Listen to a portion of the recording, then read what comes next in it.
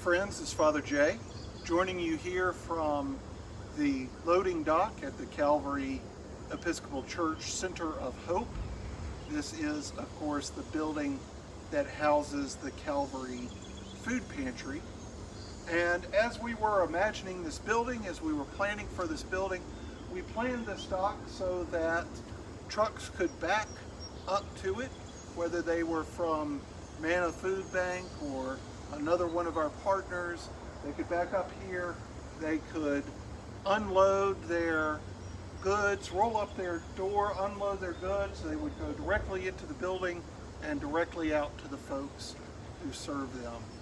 And while our beginnings with this building are a little bit different than we might have imagined, we are thrilled with the way in which it is serving the people who are most in need here in our community. And of course we can look out this way and see out across the Cane Creek Valley to the mountains that lie beyond and enjoy that beautiful view. Now, we weren't excited about the fact that we had to cut down the trees that were here before, but we are grateful for the view that it opens up beyond. And we are grateful that through our capital improvement program, we have been able to purchase a tractor with a mower attachment that allows us to mow this area and keep it in good shape, to steward this land that has been entrusted to us to take care of. And it reminds me, as I look back that direction and look over this direction at the parish house and the offices and all of the things that people have worked on here through the years to try to make this a place that can serve its community. It reminds me of some lyrics from the musical Hamilton, which many of us were able to see in a stage production for the first time this past weekend when it started streaming online.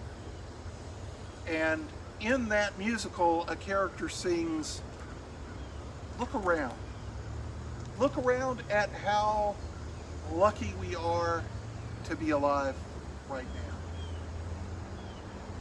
And to be in the greatest city in the world."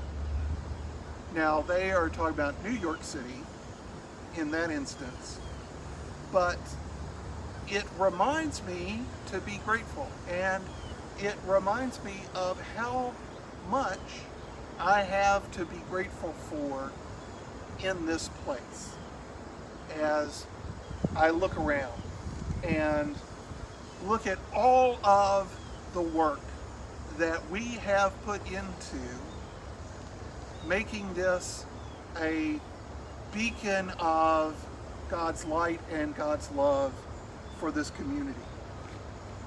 And that song goes on to say, think of where we are and think of where we started. And I'm coming up on the 3rd anniversary of my arrival here at Calvary Church. And when I think about that time and how it was so uncertain for this community in all that was going on here, and how it was so uncertain for me as a newly graduated, newly minted clergy person, thinking, what will my ministry be like? When I think of where we started and where we have come to, how we have grown together, and how in some ways adversity has bound us together in work that gives meaning to our lives and makes us stronger than we could have imagined. And so when I think about the challenges of COVID-19, about how it challenges us individually, about how it challenges us as a society, and how it challenges us to reimagine what church is and what church will be in the future. I'm not afraid. And when I think about our conversations about race and racism and the legacy of slavery in this country, I'm not afraid, because I know who I'm doing this work with. I'm doing this work with you, and we are doing this work together. And we have learned that we can adapt. We have learned that we can be resilient.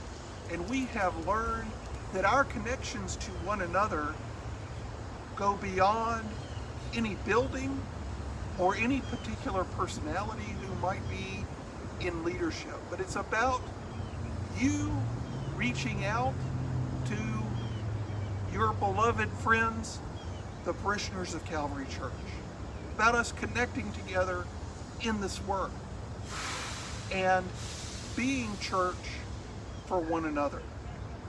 And that's why I say I'm so lucky to be alive right now. History is happening. And that can be uncertain, but it can also be exciting. History is happening here in Fletcher. And we just happen to be in the greatest place in the world to do this work. And so I am grateful to be here with you, and I encourage you to think about those things that you are grateful for in these moments that will help you as we journey along this way and live into the new realities that are taking shape for us all the time. I can't wait until we can have this discussion in person, until we can share one another in our joys, in our challenges, and in our prayers and in our worship.